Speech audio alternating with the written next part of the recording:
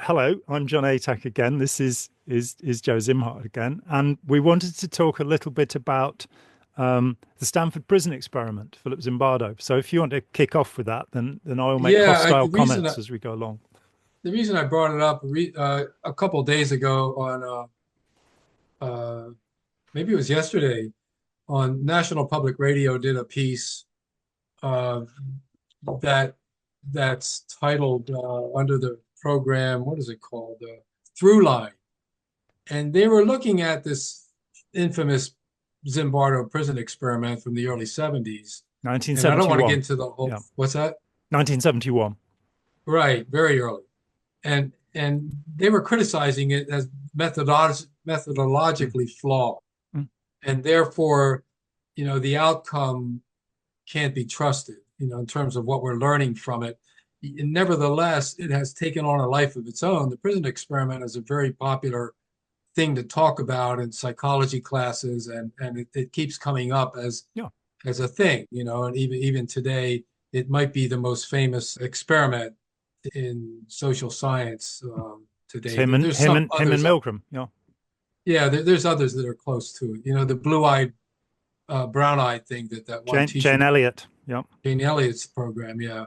So, of course, all these are kind of impermissible experiments, especially if people can get hurt. Mm, But they have been done. You can't really do them as easily today because of the ethics. mm, Um, so I don't know, like we talked about, there is something to be learned from it, but at the same time, is the lesson about how not to set up an experiment? Is that the lesson, or is the lesson something more what Zimbardo was trying to teach us, that if you give power to some faction over another faction in a confined space, you're going to have bad results, mm, that go beyond any kind of human decency, mm. how we treat each other. So that's the question that came up for me, and uh, now Zimbardo did not participate in the documentary. You mentioned he's quite elderly, and maybe he said he was feeling unwell. He's in his mid-90s, I believe, and Right, but he's also used to the critiques of his experiment, so he has addressed them. It's not like he's hiding from that. no. And all the information we have about the experiment came from him. He diligently Right. recorded material and he opened Hmm. it up to other scholars. He, of course, has responded to his critics with the Lucifer Effect some years ago now, Right, which I is, read that. Yeah. I did, yeah, it's a great, huge tome, more detail than I needed, but nonetheless, I read it and annotated it. And I think he defends himself very well, firstly, by saying it wasn't an experiment. No, but I've never called it an experiment. It was a Hmm. study. It Okay. is, what happens if we do this? And so he was testing certain hypotheses there. Um, it only lasted for 6 days. And they started with, they were all students, pretty much from all over the place. They weren't Stanford students. And they put them in the basement. Not one of them volunteered to be a guard. So they Uh-huh. divided the group. And the two criticisms that I'm aware of the experiment, see, I'm saying now of the study, are that one of the guards was encouraged to be harsh towards the prisoners. The tape exists, you can find it online. It's just a few seconds where, and it does happen. So there's that slight encouragement, which was wrong. But, it's going to be. The other thing was that the first guy to drop out on the second day, somebody dropped out because he couldn't take the pressure. And about 20 years later, he went public and said, I just wanted to get out of the experiment. Hmm. And Zimbardo points out this guy had actually been a protester against the Vietnam War. He'd been in cells before, and Uh, they were all under a contract that said they'd still get paid if they dropped out at any point. yeah. Right? So Yeah. there was no real justification, and there was a sense that in the 90s there were psychologists who were beginning to look at, how can we go after these things? And there is a whole movement in psychology to dismiss Milgram, Oh, Zimbardo, yeah. Muzafer Sharif, who's work is much earlier in the 50s, and brilliant. And where's his book gone? It's down here somewhere. It's always down here somewhere. So his work, yeah, here it is, the Robbers Cave experiment. And this has been criticised quite rightly, that they did encourage the two groups of boys to attack each other. Mm-hmm. And there was a good reason for that. Sherif, in 1953, the British and the Americans got rid of the democracy in Iran and put the Shah in power. Amnesty International called him the worst dictator of the late 20th century, the excesses that were committed. But he was put back in power. Sherif had been a member of the Communist Party and was ready to be deported back to Iran, where he would be executed. And so there was a kind of motivation on his part to do something that would allow him to stay. And so the Robbers Cave experiment, there was that bias. But there's something at the end of it that most people seem to miss when they're talking about the experiment, which is that at the end they got the two warring groups of boys together, Mm-hmm. and they went home friends. Interesting. And for me, that's the really important part of what was done. That how you, Right. it is. You know, John, yeah, go ahead. yeah, John, that part, part of this through line team was looking at is also the media influence on how we perceive these experiments and how we perceive any kind of a dramatic social situation, that it can be skewed. For instance, they looked at the Katrina flood when all these people were losing their homes and they had to go to this big football arena and stay there for weeks, many of them. There was some looting, there was some violence, that became exaggerated. And it gave the police, the authorities, the feeling that they had to stop it. And so there were innocent people getting shot for non-looting behavior because there was a perception that they would be looting or whatever. So the media, as well as the reaction of those in power, perceiving that there was evil going on, when in fact people were trying to help each other for the most part, and that was overlooked. Not by all shows, but the ideas of looting and violence or whatever were exaggerated, as they always are in the media, and also it's exaggerated by those in power because it gives them a reason for being. Now we have to go and fight crime, and so if we can exaggerate crime, we have more reason to fight crime. So this is part of the problem they were bringing up, and it was a good point. They may have been, in other words, they were exploring this. I don't know if they were correct in everything, obviously, but it again, just by reporting on something, you set up an either or situation. For instance, we just had this hurricane that came through the South in the U.S., Hurricane Helene, and a lot of flooding, and not that many people died. I mean, it was minimal as far as death compared to like death in India when there's a monsoon. Or a tsunami where 250,000 whatever, people but so we weathered it pretty well, not to use a pun, but nevertheless, you see reporters putting a reporter on site in the worst spot in the hurricane, holding onto a pole while the wind is blowing and all of this. They continue to use these tropes, to sell the news. And it's even though the average viewer knows that it's a setup, there's all kinds of emergency vehicles around or whatever to help this person if he falls down. But the reality show aspect of it is what sells it. And we have the same problem with reporting on these so-called studies or experiments. We tend to look at the exaggeration of it rather than the nuance of it. And I think Zimbardo tried to keep it real. What can we learn from this? But even those of us in our business looking at cults or whatever tend to exaggerate the results of that kind of thing, and in order to make a point that when you have a self-sealing social system with authoritarian power, these things can go bad and possibly mass suicide. Mm. When in fact 99.9% of these kinds of groups don't end up in mass suicide. Mm. Even though they present some kind of harm, which is a matter of degree. And again, you have to look at each individual.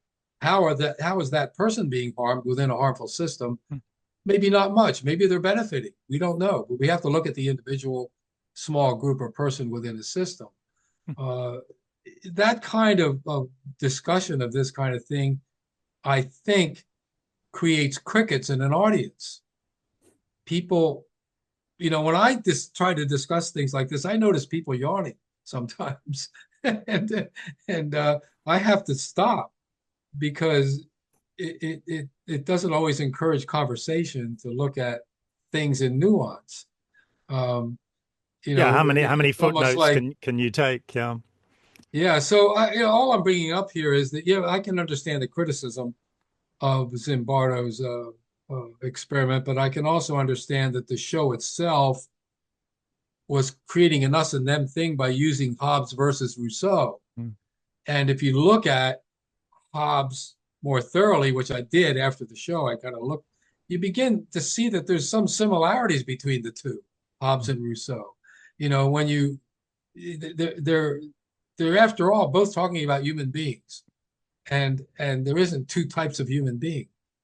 There are thousands with lots of nuanced interaction between them. So yeah, I understand why people don't like to explore things in that way, because it can get a little fuzzy. It doesn't give clear answers, Mm. and it doesn't make you feel good in the end, because you feel a little empty, like you got to keep looking, to refine your answer. And that can create nausea in some people. Mm. That's making me sick. This could go on for another 100 days when I only have 2 days to come up with an answer.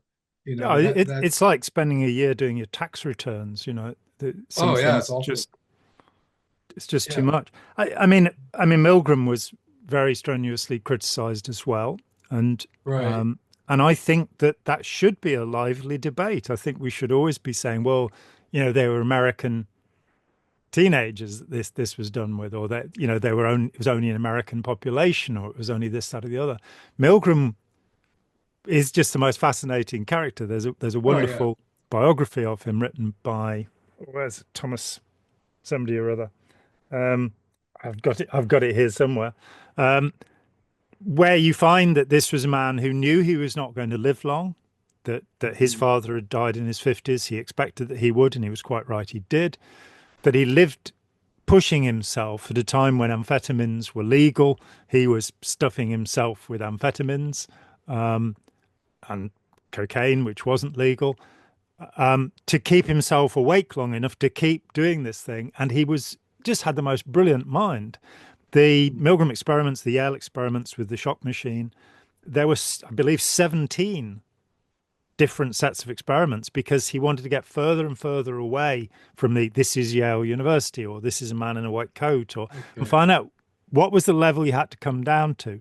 I think perhaps for me the most interesting thing about Milgram is that he asked psychiatrists before doing the experiment how many people will comply, and the average was 1%. And of course, Oh, 100% of people complied.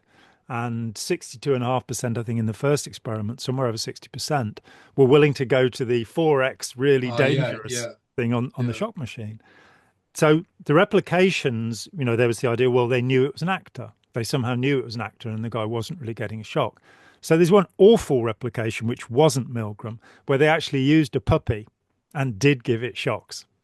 And people were quite willing to do that. And So, I think the yeah. target group were female college students who were willing to do this. With Zimbardo, as you know, in the Lucifer Effect, the parallel story is his work as an expert witness for Sergeant Chip Frederick for the horrors of Abu Ghraib. And it does give you a real world comparison that you have Lizzie English, and Chip Frederick is her superior, who is getting him to do these things. You have this influence going on where they become a closed system, and they've got. I agree with Zimbardo. It should have been Don Rumsfeld who was on trial there, because he Uh, was the guy who'd influenced when you find out the conditions at Abu Ghraib, the men were stripped naked, given women's panties to wear in a Yeah. machismo Arab culture. They were the principal target for mortar fire because there was a tower. The place itself was called Torture City by the locals. It was built by the British at a cost, I think, of £12 million, a gift to Saddam Hussein. You've got all of this stuff that's going on that gives you the context of this, which says, yeah, people, when they get together, can start believing that they have the right to harm other people. John, I want to stop you there. When the thought came to me with Milgram, Yeah. if he wasn't correct, the experiment didn't show that people under authoritarian influence can harm other people just based on inside information, there would be no military that would be successful. Because we think about it, there is any military training back to Sparta and beyond. Is implicit in that is that you can harm and kill your enemy based on a command. So that is part of our nature as human beings to, in other words, Milgram was only proving the obvious, I think, when you think about it that way. I think he was saying that too. He was looking at what Hannah Arendt was saying and saying, how was it that the German population turned a blind eye to the annihilation of millions of Jews, of Roma, of blacks, of communists, of journalists? Why? How does that happen? And one of the most touching things with that would be the film that was a painful reminder, the film that was made of Belsen, where the local Germans are forced by the British troops, and my father was actually among the British troops there, though he never spoke about it, for good reason, I think. But the German burghers are forced to actually bury the cadavers of the Jews. And watching that film, where you've got the Holocaust deniers are saying, yeah, well, they were starved to death because the British and Americans had bombed the supply lines. And well, these Germans were still well fed enough at the end of the war to be able to lift shovels and do this. Right. But that othering, that how, I've just read a couple of books by Adam Rutherford, who's a geneticist, saying, hey, we're all related. That's all there is to it. We've all got, there are no Aryan people. There are no Semitic people. There are no, no population that is distinctly separate, because we have been mixing our genes, miscegenating, since Adam and Eve. Every chance we've had. And populations, there are whole populations that are massively influenced by an influx of, another people, including, of course, the Germans. One of the things that is not generally known is that when Hitler came to power, the rate of intermarriage between Christians and Jews was the highest it had ever been.